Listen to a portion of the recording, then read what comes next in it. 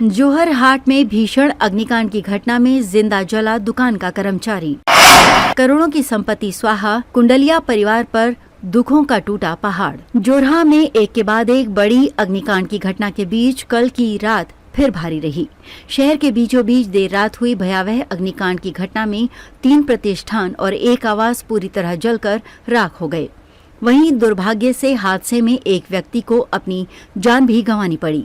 ये eighty road Kachari परिया में कल रात हुए इस हादसे में एक गल्ला किराना की थोक दुकान का कर्मचारी जिंदा जल मरा। वहीं करोड़ों की संपत्ति स्वाहा हो गई। तोलाराम सुरेंद्र कुमार कुंडलिया के कर्मचारी सुशील राय की आग में बुरी तरह झुलसने से मौत हो गई। कर्मचारी का क्षत विक्षत शव आज सुबह कड़ी मशक्कत के बाद बरामद किया गया। इस हृदय विदारक घटना ने सभी को झकझोर कर रख दिया।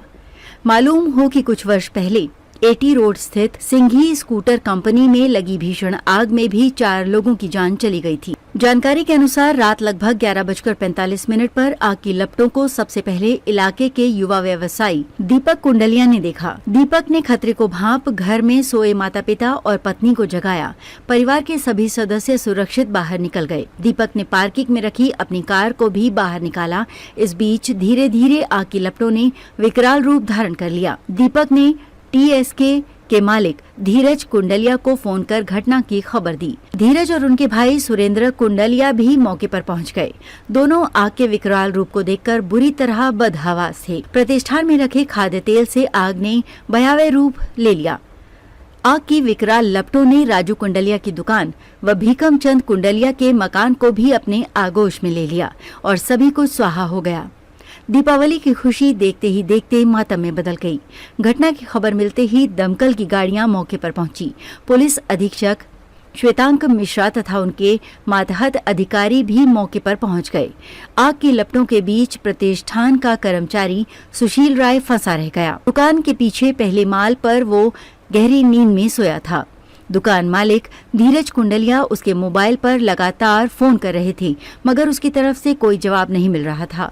उसे बचाने की हर मुमकिन कोशिश नाकाम रही। भीषण आग की लपटों में सुशील जिंदा ही जल गया और सुबह खोजबीन में औंधे मुंह पड़ा मिला। संभव है कि आग से झुलसने पर उसने बचाव की कोशिश की होगी। शव बरामद होने के बाद उसे पोस्टमार्टम के लिए भेजा गया। वहीं उसकी एक टांग शरीर से अलग होकर मौके पर फंसी रह गई, जिसे दोपहर बाद बरामद कर उसका अंतिम संस्कार किया गया। इससे पहले आग पर काबू पाने के लिए दमकल की दर्जनों गाड़ियों को रात भर मशक्कत करनी पड़ी। एयरफोर्स, ओएनजीसी, सेना सहित हर विभाग ने मदद मुहैया करवाई। रात भर चले बचाव अभियान के बाद दिन का उजाला निकलने पर ही आग पर काबू पाया जा सका। आग बुझाने में जेसीबी का इस्तेमाल भी किया गया। राहत की बात ये रही कि टीएसके का एक अन्य कर्मचारी उदीश इस हादसे से बाल बाल बच गया। उदीश दुकान के गेट के नजदीक गद्दी पर सोया हुआ था और अनहोनी होती इससे पहले ही बाहर निकल आया। इस अग्निकांड के कारणों का सटीक पता नहीं चल सका है। आशंका जताई जा रही है कि पटाखे की चिंगारी अथवा शॉर्ट सर्किट से आग लगी होगी। इधर आज सुबह से ही मलबा हटाने का काम शुरू किया गया। समाज के लोगों ने भी राहत व बचाव कार्य में सराहनीय सहयोग किया। वहीं पास स्थित शिवरतन राठी व असम सेल्स की दुकान को भी स्थानीय लोगों के सहयोग से एहतियात के तौर पर खाली कर लिया गया। आसपास के इलाके में रहने वाले लोग भी अपने अपने घरों से बाहर निकल आए। आग का विभत्स रूप देखकर सभी के रोंगटे खड़े हो गए। आग में कुंडलिया परिवार के कीमती दस्तावेज भी नष्ट हो गए। घटना के बाद दुख में साझीदार इलाके के लोगों ने आज अपने प्रतिष्ठान बंद रखे। কোৱা মতে যে যদি শৰ্ট সাৰ্কিট হোৱা নাই তেনেহলে পটাকা আমি ভাবি আছো যে পটাকা পৰা এটো মানে 100% হ'ব পাৰে। কাৰণ শর্ট সার্কিট হলে তো লাইট গুছি গল, কারণ শর্ট সার্কিট হলে তো লাইট গুছি গল বা সার্কিট বোর্ডটো কমপ্লিট জ্বলি গল হয়। না না এটো এমসিবি পৰি গলে তো হ্যাঁ পটাকাৰ পৰা গুদাম তেনেকুৱা আছিল নেকি? নাই তা তেনেকুৱা গুদাম নাই, এটো গেলামালৰ গুদাম আছিল আৰু গৰুদানা গুদাম আছিল। তাৰ পিছত এওৰ ট্ৰেভেল এজেন্সি আছিল, এওৰ টেবল এজেন্সি आছিলে আৰু লাগিলে আৰু উপায় নাই। আৰু सुशील यादव बोली मोर स्टाफ आছিলে। मोर बहुत विश्वासी और बहुत पुराना मानु और बहुत ভাল मानु आছিলে। তেখেতৰ ঘৰ ক'ত আছিল? বিহাৰত আছে। তেখেতৰ বয়স কিমান আছিল? 40 40 ইয়াৰ্স। একজন লাগিছিল বাৰু।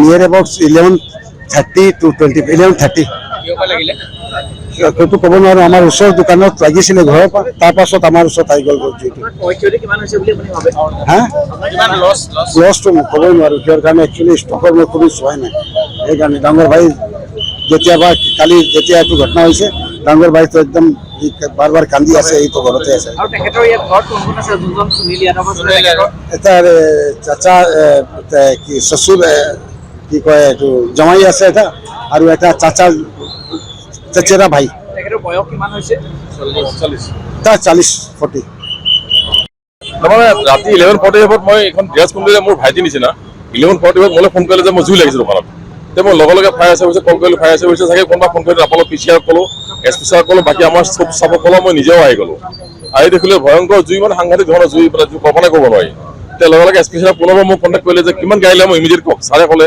তে মই ক'লোঁ ছাৰ গাড়ী যিমান পাৰে পঠিয়াই দিয়ক তে আমাৰ গাড়ীখন প্ৰথমতে 3খনে কমপ্লিট পানী মাৰি গ'ল তাৰপিছতে লগে লগে বৰহলা তিয়ক তিতাবৰ ONGC এয়াৰফ'ৰ্চ মানে সকলো ফায়াৰ চাৰ্ভিচে গাড়ী আহি কিমান কি পাৰিলে মই নাজানো কণ্টিনিউৱাছলি ৰাতিপুৱা মই 6:30লৈকে মই ইয়াতে আছোঁ 6:30লৈকে জুই নুমাই আছে আৰু এতিয়াও অলপ অলপ ভিতৰত দেখিছোঁ জুই আছে যি জেগাত মানে ডেড বডিত পালে আছিলে সেইটো সম্পূৰ্ণ চাফিকেশ্যন ফায়াৰ চাৰ্ভিচৰ গাড়ীও আমাৰ গৈছিলে মানুহ গৈছিলে সেইটো সোমাব পৰা অৱস্থা নাই যিহেতু এখন গেলামাল দোকান ইয়াতে মই ভাবত মানে তেওঁলোকে গেলামাল চাগে তেল আৰু এনেকুৱা বস্তু থকাৰ কাৰণে বেছি ফায়াৰটো ধৰি দিলে আৰু বহুত পুৰণা কাঠ আছিলে টিং আছিলে গতিকে দুৰ্ভাগ্যবশতঃ ঘটনা কেনেকৈ হ'ল এতিয়া তদন্তৰ পিছত গম পোৱা যাব আমি এতিয়া প্ৰাথমিক অৱস্থাতে আছোঁ কিমান কি এনেকুৱা ঘটনা হ'ল কিমান লোকচান হ'ল পিছত গম পোৱা যাব কাৰণে ভালকৈ জানো এখন দোকানত ভালকৈ জানো ফটকা কোনো সম্ভৱ নাই ইয়াতে তেওঁ গেলামাল থাকে তেওঁ ডাল ঘিল এইবোৰ থাকে তেওঁ আছে তাত ৱাইৰিং নাই তেতিয়াহ'লে মই আৰু কেনেকৈ ক'ম আধা মোৰ ভাগত আছিলে আধা এফালে ভাগত আছিলে এফালে যদি কিবা এটা শ্বৰ্ট চাৰ্কিট হৈছে মই ক'ব নোৱাৰোঁ কিমান সময়ত জ্বলিছে ঘটনাটো মই 10টা 20ত টিভি বন্ধ কৰিছিলোঁ ঘুমাইছিলোঁ 10 মিনিট মানত ল'ৰা আহি গ'ল তাৰ মানে জুই 10টা আগতে লাগি গৈছে আমি মানে চান্সে নাপালোঁ চাৰ্ট পিন্ধিবলৈ নাপালোঁ মই গেঞ্জি পিন্ধি আছোঁ এতিয়া লোকে আনি চাৰ্ট দিছে পিন্ধিবলৈ গেঞ্জি পাইজামা পিন্ধি বহি আছোঁ ৰাতি গোটেই ৰাতি মোবাইল চবাইল চব থাকি গ'ল একোৱেই নাবাছিলে একো ক'লো নহয় আপোনাক পাইজামা আছে আৰু গেঞ্জি আছে মোৰ হাতত কোনোবা মানুহ ক্ষতি হৈছে নে কিবা হৈছে এটা মানুহে সুৰেন্দ্ৰ কুণ্ডলীয়াৰ মানুহ এটা বিচাৰি পোৱা নাই এতিয়ালৈকে সুশীল বুলি আছিলে তাক বিচাৰি আছে এতিয়া মিটিং আছে মানুহটো আপোনালোকে দেখিছে যোৱা নিশা যিটো ভয়ংকৰ অগ্নিকাণ্ড হ'ল যোৰহাটত এইটো আজি 3 বছৰৰ ভিতৰত 4 নম্বৰ ডাঙৰ অগ্নিকাণ্ড তাৰ ভিতৰত যোৱাকালি 11:45-40 মানত আৰম্ভ হৈছে আৰু আমাৰ যিহেতু QRT টিম আছে চিডি QRT টিমে লগে লগে খবৰ পাই পেলাই আহিছে অগ্নি নিৰ্বাপক বাহিনীৰ লগত একেলগে লগ লাগি পেলাই জুই ইতিমধ্যে নিৰ্বাপিত হৈছে কিন্তু খুব ট্ৰেজিক ইনচিডেণ্ট এটা হ'ল যে আমি এজন মানুহ হেৰাই আছিলে আৰু এতিয়া অলপ আপোনালোকে দেখিছে কিছু সময় আগত আমি SDRF আৰু চিভিল ডিফেন্সে মিলি পেলাই তেওঁক আমি চাৰ্চ এণ্ড ৰেস্কিউ কৰা হ'ল ডেড বডি আমি ৰেস্কিউ কৰাৰ পিছত আমি তেওঁলোকক GMC হৈছিলে মানে পষ্টমৰ্টমৰ কাৰণে পঠাই দিয়া হৈছে চিভিল ডিফেন্সে আপোনালোকে দেখিছে চিভিল ডিফেন্সৰ যিখিনি ভলণ্টিয়াৰ আছে তেওঁলোককো আমি বিভিন্ন ধৰণৰ ট্ৰেইন কৰি ৰাখিছোঁ আৰু তেওঁলোকেও এই ক্ষেত্ৰত আমাৰ যিকোনো দুৰ্যোগৰ ক্ষেত্ৰত যথেষ্ট প্ৰশাসন আৰু ডিজাষ্টাৰ মেনেজমেণ্টে যথেষ্ট সহায় কৰি আছে